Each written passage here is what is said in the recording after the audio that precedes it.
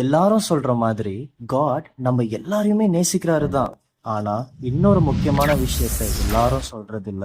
நாமும் அதை அக்செப்ட் பண்ணிக்கிறதுக்கு பயம் வரும். எந்த அளவு காட் உங்களை அதிகமா நேசிக்கிறது உண்மையோ, லைக் காட் நம்ம எல்லாருக்கும் ப்ராமிஸ் பண்ணிருக்காருல்ல, யாரெல்லாம் தம்மில் அன்பு கூறுகிறார்களோ அவங்களுக்காக அவர் ப்ரிப்பேர் பண்ணி வச்சிருக்கிறத யாருடைய கண் காணவும் இல்லையா, காது கேட்டதும் இல்லையா, அது மனுஷனுடைய ஹார்ட்க்கு தோன்றினதும் இல்லையா, அந்த அளவுக்கு ஒரு பெரிய கிஃப்ட் காட் நம்ம எல்லாருக்கும் ப்ரிப்பேர் பண்ணி வச்சிருக்காரு. அந்த அளவு அவர் ரொம்ப அதிகமா நேசிக்கிறாரு. ஆனா அதே அளவு நீயும் நானும் அவருக்கு பயந்து ஒபே பண்ணணும்னு எதிர்பார்க்கிறாரு. அதாவது உங்களுக்கு எப்போலாம் அவர் உங்களை ரொம்ப நேசிக்கிறாருன்னு தெரியுதோ, ஃபீல் வருதோ, த சேம் டைம் அவர் நீங்க ரொம்ப ஒபீடியண்டா இருக்கணும்னு சொல்றாருன்னு அர்த்தம். பிகாஸ் உண்மை என்னன்னா, அவர் என்னதான் எல்லாரையும் ரொம்ப அதிகமா நேசிச்சாலும் எல்லாரையும் அவர் ஹெவனுக்கு அலோவ் பண்ண மாட்டாரு. அவருக்கும் ஒரு அளவுக்கு தான் லிமிட். அந்த ஒரு அளவு என்பது நீயும் நானும் இந்த வேர்ல்ட்ல உயிரோட இருக்கிற வரைக்கும் நீட்டிக்கிச்சுக்கிட்டே இருக்கும். சான்சஸ் மேல சான்சஸ் கொடுத்துக்கிட்டே இருப்பாரு.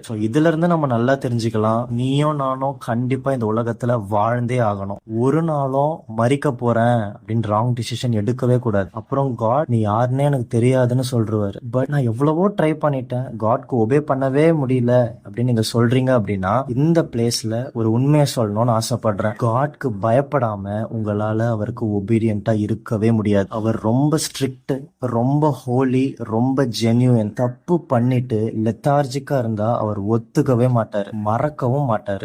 மன்னிப்பு கேட்டு நெக்ஸ்ட் டைம் பண்ணவே மாட்டேன் அப்படின்னு மனசை மாத்திக்கிற வரைக்கும் விட மாட்டாரு மீன்ஸ் அது வரைக்கும் உங்களால ஹாப்பியா பீஸ்ஃபுல்லா இருக்கவே முடியாது. எல்லாத்துக்கும் கணக்கு கேட்பாரு. சோ நீங்க கொஞ்சம் கொஞ்சமா அவர் உங்களை பாக்குறாரு, கவனிக்கிறாருன்றத கான்சியஸா உணர்ந்து ஒழுக்கமா நடக்க ஸ்டார்ட் பண்ணி அவருக்காக உங்களை ரெஸ்ட்ரிக்ட் பண்ணி பண்ணி வாழ ஸ்டார்ட் பண்ணும் போதுதான், அப்போதான் ரியல் ஹாப்பினஸ், ஃப்ரீடம், பிளெஸ்ஸிங்ஸ் உங்க லைஃப்ல ஸ்டார்ட் ஆகும். அண்ட் இன்னொரு உண்மை, அவருக்கு பயந்து ஒபே பண்றது கஷ்டம்னு நினைச்சுக்கிட்டு இருக்காதீங்க. இருக்கிறதுலயே ரொம்ப ஈஸியான எக்ஸைட்டடான வே அது ஒண்ணுதான்.